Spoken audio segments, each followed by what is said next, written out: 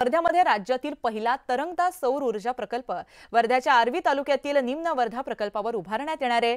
निम्न वर्धा प्रकल्पातील 732 हेक्टर जलक्षेत्र हे प्रकल्पाकरिता वापरले जाणार आहे। यामध्ये वार्षिक 505 मेगावॅट हरित ऊर्जा निर्माण होते।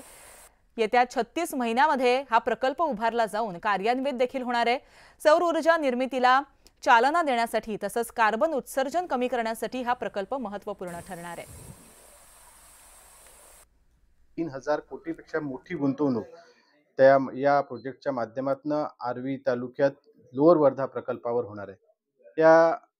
हा एक वीज निर्मिती प्रकल्प आहे आणि हा सौर ऊर्जेवर चालणारा वीज निर्मिती प्रकल्प आहे। सौर ऊर्जेच्या माध्यमातून वीज निर्मिती या प्रकल्पाच्या माध्यमातून होणार आहे। जवळपास 505 मेगावॅट क्षमतेचा हा वीज प्रकल्प आहे आणि त्याच्यासाठी महानिर्मिती, ज्याला आपण महाजनको म्हणतो, महाराष्ट्र सरकारची कंपनी आणि केंद्र सरकारची 17 जलविद्युत निगम या कंपनीच्या ही कंपनी संयुक्तपणे हा प्रकल्प उभारणार आहेत।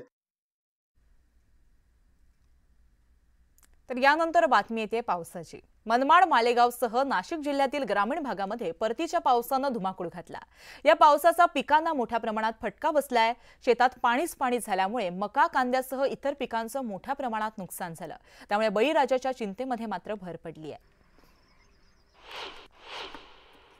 काही दिवसापासून परतीच्या पावसाने मनमाड, मालेगावसह नाशिकच्या ग्रामीण भागात धुमाकूळ घातलेला आहे। रोज मुसळधार पाऊस होतो, याचा सर्वात जास्त फटका हा मका, कांदा यासह इतर पिकांना बसलेला आहे। आता मी उभा आहे एका शेतात, आपण बघू शकतो की इथे मका लावलेली होती।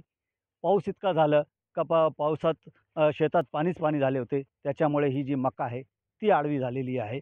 त्याच्यामुळे शेतकऱ्यांचा मोठा नुकसान झालेलं आहे। ज्या शेतकऱ्यांचं नुकसान झालेलं आहे ते माझ्यासोबत आहे, त्यांच्याकडून जाणून घेऊया का किती नुकसान झालं आणि कशामुळे झालं। काय म्हणाल, कशामुळे नुकसान झालं आणि किती झालं?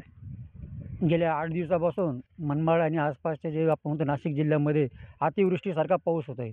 जी पिकं आम्ही मका असेल, कांदे असतील, त्याच्यानंतर कांद्याची रोपं असतील, ही मोठ्या प्रमाणात नुकसान झालेली आहे। मका म्हणशाल तर मका आहे ना, पूर्ण आता जे कापणीला आलेली मका आहे, परंतु ती पूर्ण पावसाने आडवी झालेली आहे। त्यामुळे आता जर समजा पाऊस नाही उघडला या 2-3 दिवसात तर अजून नुकसान होण्याची संभावना आहे। परंतु हातातोंडाशी आलेला जो घास आहे शेतकऱ्यांचा, तो आता हिरावण्याची वेळ आलेली आहे आणि काही हिरावलेला पण आहे।